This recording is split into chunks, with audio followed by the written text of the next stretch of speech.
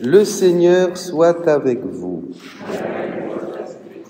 Lecture du Saint-Évangile de Jésus-Christ selon saint Jean. Au commencement était le Verbe, la parole de Dieu. Et le Verbe était auprès de Dieu. Et le Verbe était Dieu. Il était au commencement auprès de Dieu.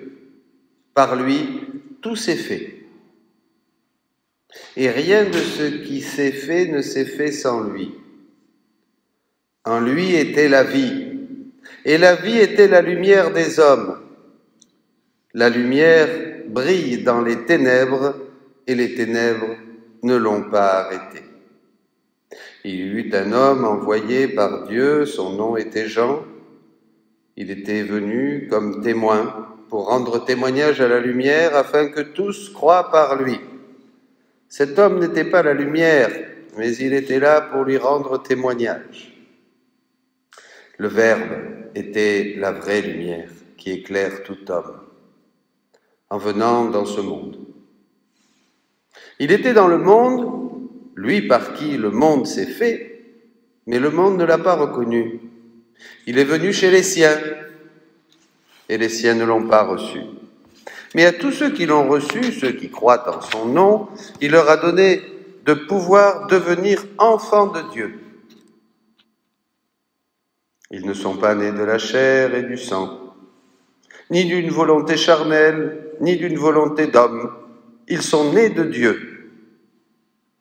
Et le Verbe s'est fait chair et il a habité parmi nous.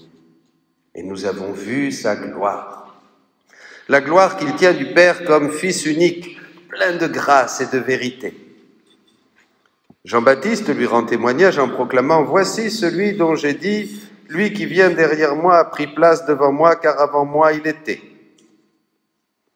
Nous tous avons eu part à sa plénitude.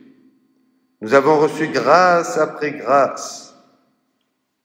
Après la loi communiquée par Moïse, la grâce et la vérité sont venues par Jésus-Christ. Dieu, personne ne l'a jamais vu. Le Fils unique qui est dans le sein du Père, c'est lui qui l'a fait connaître, qui a conduit à le connaître. Acclamons la parole de Dieu. Louange à toi, Seigneur Jésus.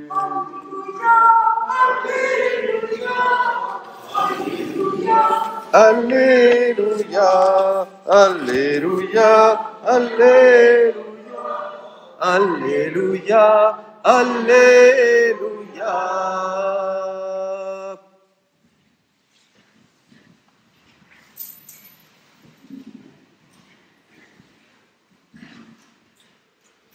La parole de Dieu.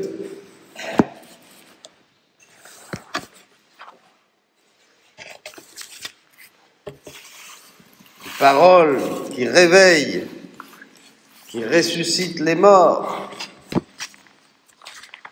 Une parole forte.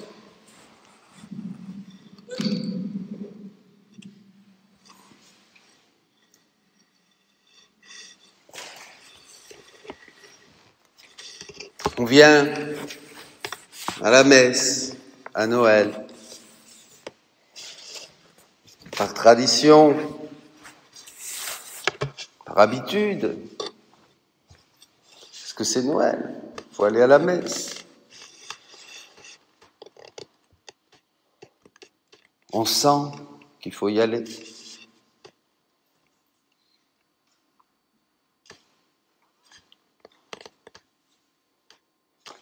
Quelqu'un nous appelle. Et oui, c'est aussi d'une manière très cachée, c'est la parole de Dieu. Bien sûr, ça serait mieux que cette parole qui s'est déplacée du ciel sur la terre touche nos cœurs le matin au réveil, comme dit le prophète Jérémie. Ta parole, le matin, je la dévore. C'est ce qu'on devrait vivre. Je disais à quelqu'un aujourd'hui, d'abord la liturgie dans le cœur, d'abord la messe dans le cœur, d'abord la prière dans le cœur, d'abord les chants dans le cœur, d'abord l'amour dans le cœur, d'abord le cœur à cœur avec Dieu, en nous. Et après, ben, c'est normal, on va à la messe, on se réunit, on prie le chapelet, vous voyez. Pourquoi je vous dis ça? Parce que nous sommes des hommes, à l'image et à la ressemblance de Dieu. Et que nous n'avons que le temps de cette vie pour arriver à une plus grande ressemblance possible. Ici, le texte dit très clairement, et c'est dans ce prologue de Saint Jean, il y a tout, vous savez. Tout est dans le prologue de Saint Jean. C'est un mini-évangile en condensé. Tout. Ce verbe qui s'est fait chair, qui de toute éternité était dans le sein du Père, le texte tourné vers le Père, c'est-à-dire complètement dans un dynamisme d'adoration, de réception dans le sein de la Trinité vers le Père, ce verbe, par décret divin, s'est fait chair. C'est-à-dire c'était lui qui devait descendre. C'était lui qui devait descendre dans le sein d'une femme immaculée pour sauver l'humanité parce qu'on était vraiment perdu. Et c'est la même chose. Et aujourd'hui, vous écoutez cette parole qui vous propose le salut. C'est une proposition. Vous en faites ce que vous voulez, on en fait ce qu'on veut. Il nous propose le salut. C'est quand même pas n'importe quoi, le salut. Puisque de ce salut dépend notre éternité. Faut pas être bête. L'enjeu est grand. Quelques années de vie, on peut passer à côté du salut. Ou ne pas répondre bien. Bon. Ce verbe, nous dit le texte. Si nous croyons en lui, nous devenons enfants de Dieu. C'est écrit. Il a donné de pouvoir, il leur a donné le pouvoir de devenir enfants de Dieu. Nous. C'est-à-dire que, au-delà de notre naissance, d'un homme, d'une femme qui se sont aimés et d'une mère qui nous a mis au monde, il y a une autre naissance. Vous voyez? Il y a une autre naissance. Une naissance en haut, comme dira Jésus. Une naissance qui est vie en Dieu. Une naissance qui est une vie divine. Une naissance qui caractérise, spécifie que je suis enfant de Dieu. Vous comprenez? Je suis pas une vache, je suis pas un chien, je suis pas un rat, je suis pas une souris, je suis pas un singe, je suis pas je sais pas quoi, un oiseau, je suis homme à l'image et à la ressemblance de Dieu. C'est-à-dire que souvent on pense, alors on comprend pas trop ces choses, on pense que on vient du singe. Bon, c'est une bêtise, cette évolution, c'est une bêtise, mais pas du tout, pas du tout. On peut pas faire du plus avec du moins, hein. Et si vraiment on descendait du singe, eh ben on pourrait sauter dans les arbres, vous voyez, et c'est pas le cas. Bon, alors, donc, si vous voulez, c'est pas ça, c'est pas ça. Le premier-né de toute créature, mais bon sang, c'est clair, c'est Jésus. Celui qui est vrai Dieu et vrai homme. Qui est l'homme parfait? Le Christ. Vous êtes d'accord avec moi? Vous en connaissez un autre, vous? Un homme, l'homme parfait, l'humanité réalisée, parfaite, c'est le Christ, c'est lui.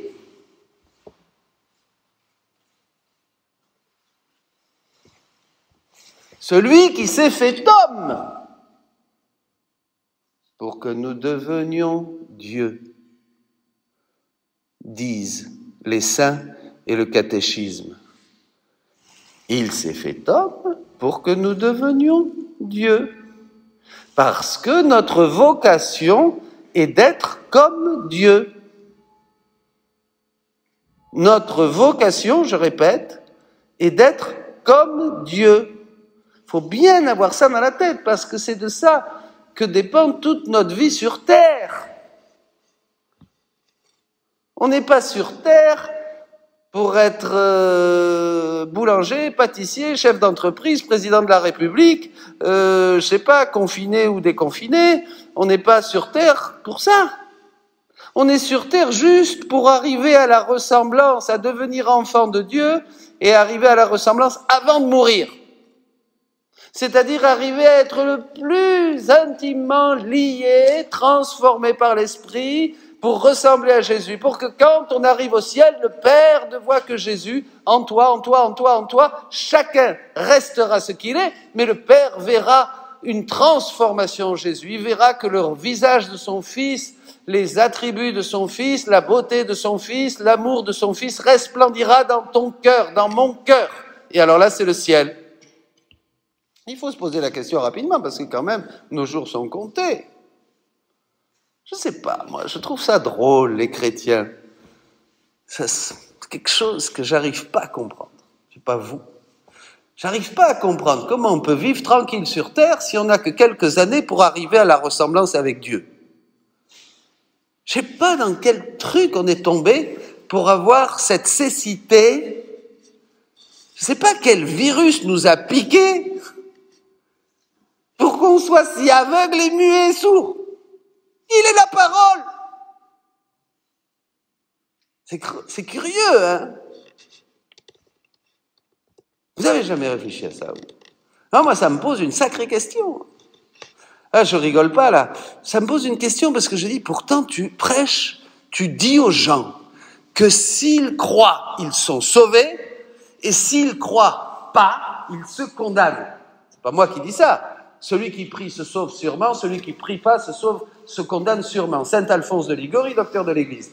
Donc, si je sais ça, si on nous dit ça, mais on devrait faire tout pour être sauvé. Vous n'êtes pas d'accord avec moi? Non? Ben moi, je sais pas, quand j'ai rencontré le Christ dans l'église en Australie, j'ai couru voir le confesseur parce que j'étais foudroyé, j'avais tellement de péchés dans ma vie, tellement de choses vilaines, tant d'années de péché, j'ai couru vers le confesseur pour me confesser et pour accueillir dans mon cœur la parole de Dieu.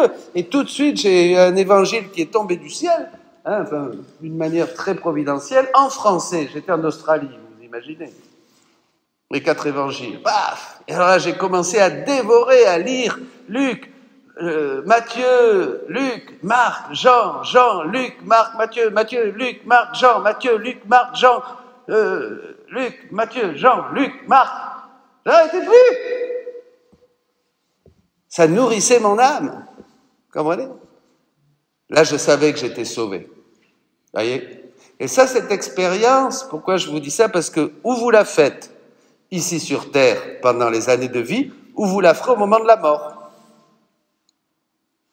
Au moment de la mort, le Christ vient, il vous prêche l'évangile. Il vous dit, en une fraction de seconde, vous voyez votre vie, vous voyez l'évangile, vous voyez le salut, vous voyez l'amour de Dieu, vous voyez le salut par la croix, le sang, la passion, tout ça. Et voilà, il te dit alors, ça t'intéresse, tu veux être sauvé, dis au moins oui et je te sauve. Et alors là, on dit oui. Mais enfin, c'est quand même dommage parce qu'après, il faut tout recommencer, quoi. Il vaut mieux dire oui sur terre. Voyez? Et bah, c'est intéressant de voir le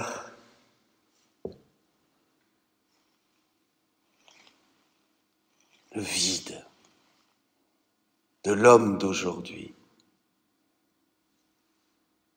C'est fou. Le français aujourd'hui, le catho d'aujourd'hui, vide, qui n'est pas touché par Dieu, qui vit la vie, et puis qui s'en va. Quand nous n'avons que cette vie. Mais c'est vrai, ce que dit l'Épître aux Hébreux, il faut résister au péché jusqu'au sang.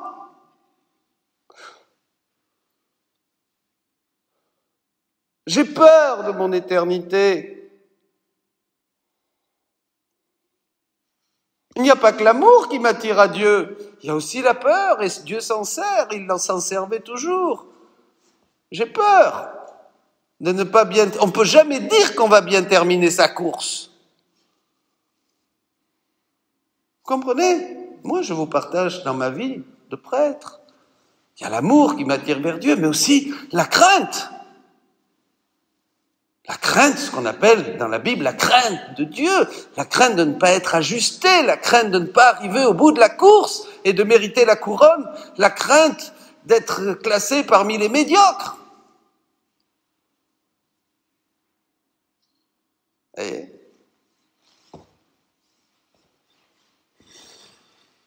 donc la parole se fait chair. Il nous donne le pouvoir de devenir enfants de Dieu. Mais dans un autre texte, Saint Jean dira au chapitre 3 de sa première lettre, « Mais ce que nous serons, on ne le sait pas encore. Dès ici-bas, dit-il, nous sommes enfants de Dieu. » D'accord, il dit ça. « Mais ce que nous serons, nous ne le savons pas encore. Nous le saurons quand nous le verrons tel qu'il est. » Extra. Ah ben tout est dans la parole de Dieu. Donc, nous serons comme lui et nous le saurons. Formidable. Voyez, pourquoi je vous dis ça? Pour que tous ensemble nous célébrions Noël, c'est-à-dire la grandeur de l'homme, notre grandeur quand nous sommes en Dieu, notre beauté quand nous sommes en Dieu, notre dignité d'être créé, de créature à l'image et à la ressemblance de Dieu, l'amour infini de Dieu qui est venu dans une grotte toute sale pour nous sauver du péché et de la mort. Pour ça, comprenez? Et c'est formidable. Mais quand on a compris ça, on va à la messe tous les jours, on prie tous les jours, on médite la parole, on lit le chapelet, on se dit, mais waouh, j'ai seulement cette vie pour vivre de foi, pour dire oui à Dieu comme la Vierge, et que le Verbe, que Jésus naisse dans mon cœur, et que par la puissance du Saint-Esprit, il me transforme à la ressemblance que j'ai perdue à cause du péché originel, à cause de ce péché qui a contaminé toutes les générations jusqu'à aujourd'hui et dont je suis porteur. Maintenant, je dis oui pour que le Verbe, le Christ, me sauve, soit mon sauveur. Alléluia! C'est Noël! Vous voyez, c'est ça. Je dis ça avec mon cœur, quoi, voilà. Parce que, on crie bien dans un match de foot, comme des bêtes. Bon, enfin, maintenant, on peut plus crier, il n'y a plus de match de foot, tout est fermé. Alors bon, c'est dommage. Mais, et c'est pour ça, je crie la joie du salut, c'est Noël. On a quand même le droit. C'est ça qu'on devrait faire tous. Hein? On devrait être ivres, disent les pères. La douce ivresse de l'esprit. C'est pas l'ivresse du vin, l'ivresse de l'esprit. Ivre. Ah, mes amis, c'est bien. Je suis content de célébrer Noël avec vous. Voilà. Oh, après, il y a plein de choses encore, hein, mais je ne veux pas vous fatiguer. Vous savez, moi, je peux parler pendant 1 heure, 2 heures, 3 heures. En Amérique latine, quand vous parlez, alors, au bout d'un moment, on se fatigue, puis on dit genre, bon, mais ça suffit maintenant, hein. Allez, on arrête. Non, allez-y, père, encore. Parce qu'il y a des communautés où ils ont tellement soif de la parole de Dieu, vous voyez, ils sont accros. Ils sont accros. Vous devez demander au petit Jésus aujourd'hui, je veux être accro, Jésus. Et je vais vous dire un truc, si t'es pas accro, tu seras pas sauvé comme Dieu veut. Il te sauvera par miséricorde au dernier moment. Mais il faut être... C'est comme l'amour entre un homme et une femme. Vous avez été amoureux, vous, ici? Oui? Tous?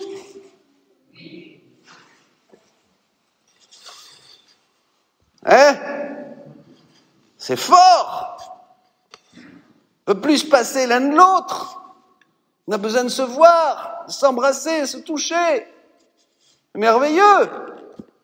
Eh bien, c'est ça qu'il faut pour être consacré à Dieu. Il faut être amoureux de Dieu.